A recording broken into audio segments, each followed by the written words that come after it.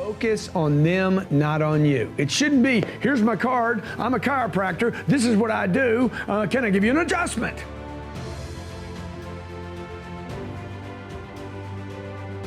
I said to her, I said, look, the thing that I do at my company that is very unusual is that we are completely unreasonable, without reason, we don't use, yes, I'm logical, okay, yes, I'm a sane person, but when it comes to achieving a target, we do it with, like, we abandon reason and logic. We don't talk about, yeah, but, we never start, yeah, but, or no, we can't, or we couldn't because, or it didn't happen because. Anytime you're making sense of why something didn't work, we don't have the budget, we can't do that because, yeah, but we're different, you are being reasonable.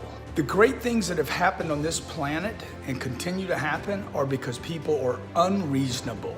They literally abandon reason and logic.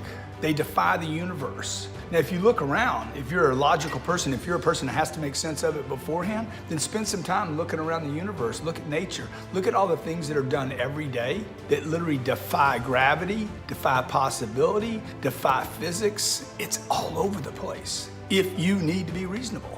When you're trying to become successful, a lot of people aren't going to conceive or understand what it is that you're trying to do because it's such a far out task or a huge goal that you're trying to undertake, but they genuinely won't understand or be able to comprehend why you're trying to do that because they're stuck in their own world doing whatever it is their day-to-day tasks are that they think are helping them in the long run, when in actuality, they're just doing whatever somebody else wants them to do and they're not pursuing whatever they truly have a passion for. And they're going to be confused and not understand why you're going all in on this because it's your dream. And a lot of people aren't going to understand and not agree with you in that. Some people are even going to tell you that your dreams are a waste of time and what you're trying to do is never going to happen. But you have to use their words as motivation to push you further, to get your goals faster in a more efficient way, because when you prove them wrong, that will be an incredible feeling and they're not even going to like that when you become successful. But some point in time, they will understand why you did all that work and put that energy in and you decided to pursue your dreams and goals, because they'll look up to you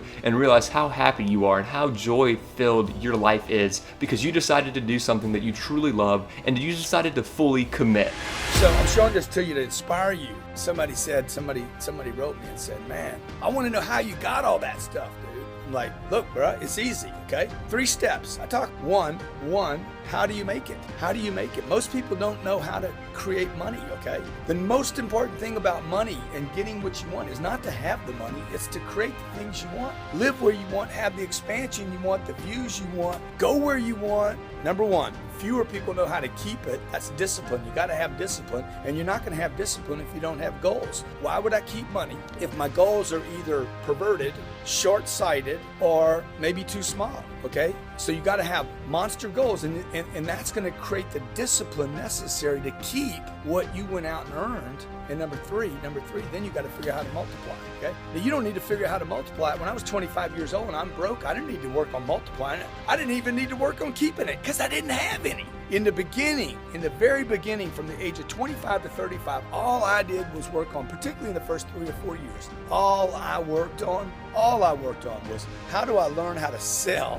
Man, I think it's bright. How do I learn how to sell? How do I learn how to market? How do I learn how to promote? How do I learn how to handle people's objections? I'm talking about basic stuff.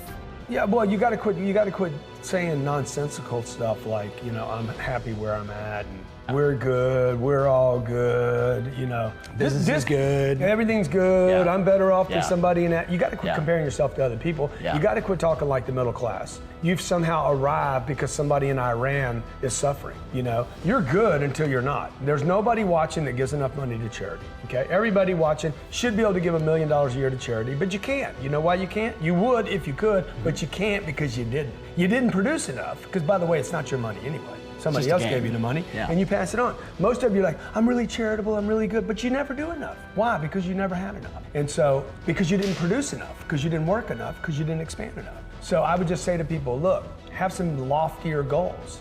I was getting out of college in the 80s. And at that time, there was an oil embargo. Gasoline went to like $3 a gallon. The whole world freaked out. I think it was $2.58, $2.75. Imagine this, the whole world tripped There was people in lines, you couldn't get fuel. And what happened back then was everybody started thinking fuel cost is gonna kill us. Fuel cost, the cost of a gallon of gas, $2.58. Find out, go across town, don't spend your gas.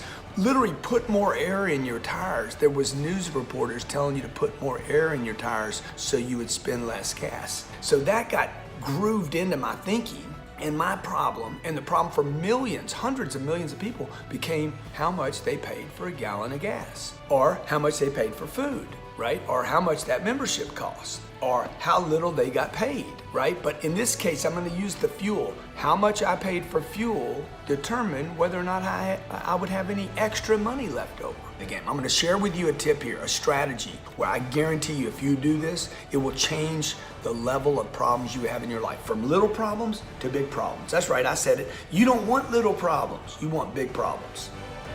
Thank you all so much for watching this video. If you haven't already, please go ahead and like the video. Go ahead and subscribe to the channel if you're new, and let us know what you thought down in that comment section down below.